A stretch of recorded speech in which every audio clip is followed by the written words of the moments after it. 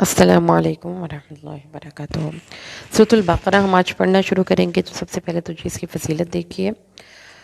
سورۃ البقرہ کی فضیلت میں سب سے پہلی جو حدیث میں آتا ہے کہ سورۃ البقرہ اور سورۃ آل عمران تو بہت روشن صورتیں قیامت کے دن آئیں گی بن کر، قرآن پاک کی نمائندہ بن کر۔ یہ قیامت کے دن کی بات ہے۔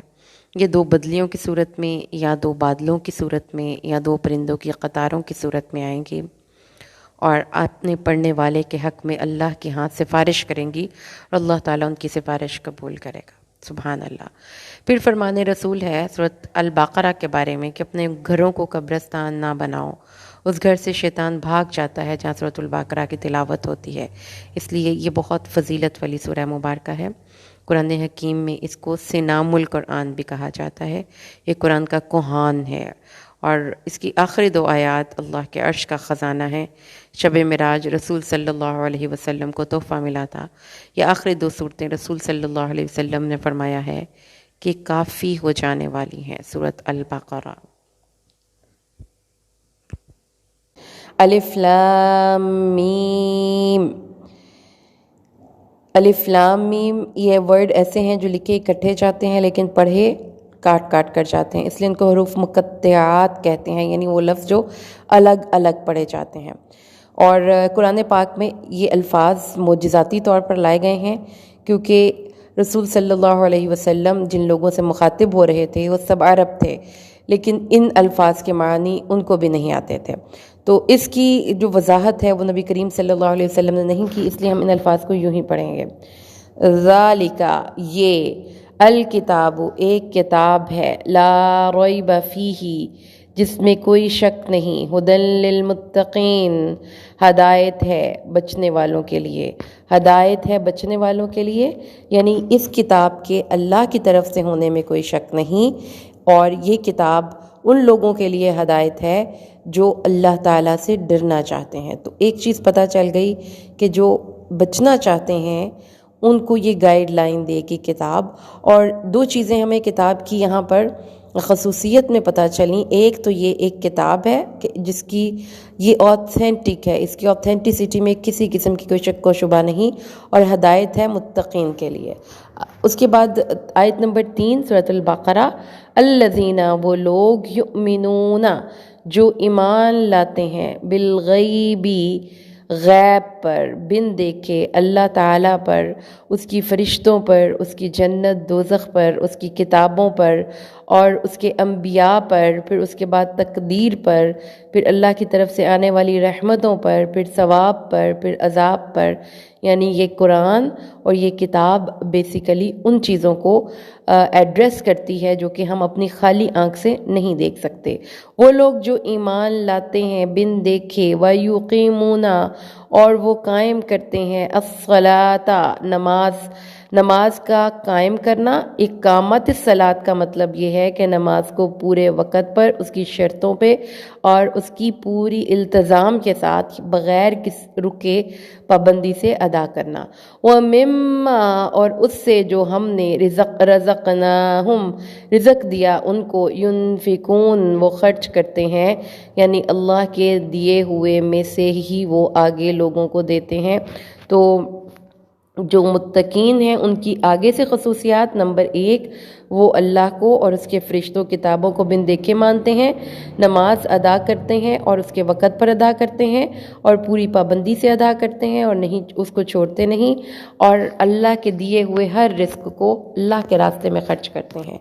والذین اور وہ لوگ، یؤمنون جو ایمان لاتے ہیں، بما اس پر جو انزل الیک نازل کیا گیا آپ کی طرف، وما انزل اور جو نازل کیا گیا من قبلک آپ سے پہلے، یعنی آپ پر جو کتاب اور شریعت نازل ہوئی اس پر بھی ایمان لاتے ہیں، اور وہ کتاب اور شریعت جو آپ سے پہلے نازل ہوئی اس پر بھی ایمان لاتے ہیں۔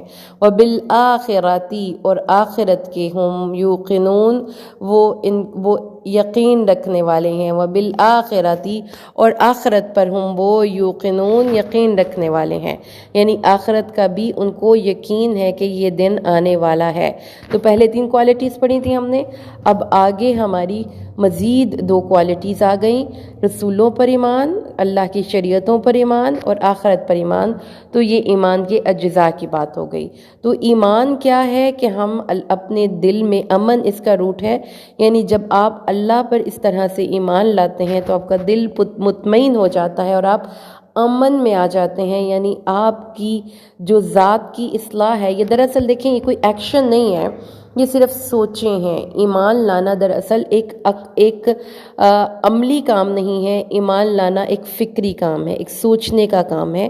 تو آپ اپنے سوچوں کی اصلاح کرتے ہیں، اپنی افکار کی اصلاح کرتے ہیں، یعنی اللہ تعالیٰ، اس کے فرشتوں، اس کی کتابوں، اس کے نبیوں، فرشتوں، تقدیر پر ایمان رکھتے ہیں، تو آپ اپنے آپ کو زیادہ بہتر طریقے سے سمجھ سکتے ہیں اور اس عمل کر سکتے ہیں۔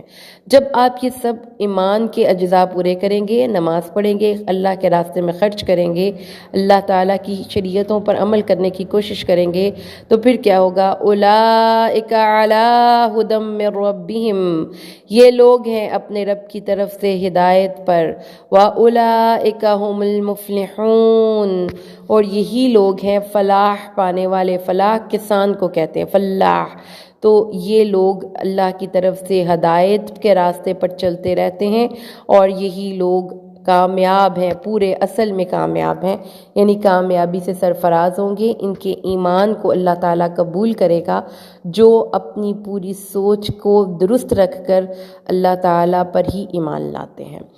سورۃ البقرہ کا پہلا رکوع دیکھیے۔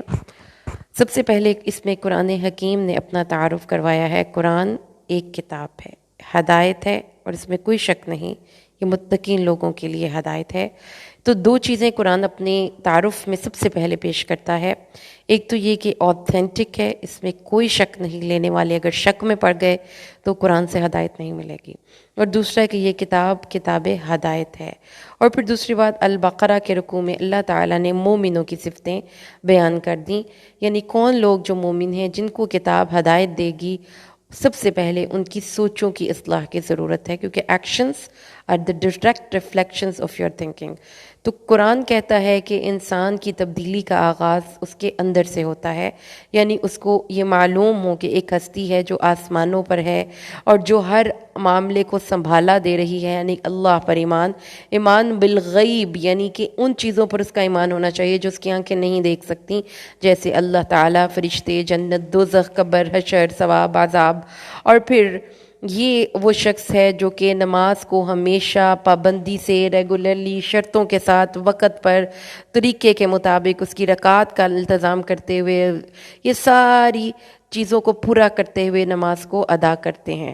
پھر ہر وہ چیز جو اللہ نے ان کو رزق کی صورت میں دی، خواہ وہ مال ہے، خواہ وہ اولاد ہے، خواہ وہ پیسہ ہے، خواہ وہ ان کی سوچیں ہیں، خواہ وہ کنسرن ہیں، وہ اللہ کے راستے میں اس کی مخلوق کے لیے خرچ کرتے ہیں، یعنی کہ وہ دیالو دل والے، وہ بھلائی کرنے والے ہیں۔ پھر ان کے بعد محمد الرسول اللہ اور اس کی شریعت پر، ان کی کتابوں پر، اور ان کے ساتھ لائی گئی تمام احادیث پر، اور پھر ان کے پہلے جو ان کے انبیاء گزرے ان پر، اور ان کی شریعتوں پر، ان کی کتابوں پر، یہ سب پر ایمان لاتے ہیں، اور آخرت پر بھی ایمان لاتے ہیں۔ اگر آپ ڈیپ انالیسس کرتے ہیں تو پھر یہ تمام چیزیں جو ہیں یہ ہمیں اللہ پر ایمان، اس کی کتب پر ایمان، اس کے رسولوں پر ایمان، آخرت پر ایمان، فرشتوں پر ایمان، جنت پر ایمان، دوزخ پر ایمان، تقدیر پر ایمان، یہ سب ہمیں ایمان کے قرآن حکیم کے پہلے صفحے میں ہی ایمان کے تمام اجزاء مل جاتے ہیں۔ تو جو شخص ان پر ایمان لاتا ہے پھر وہی اصل اور صحیح معنوں میں کامیاب ہے۔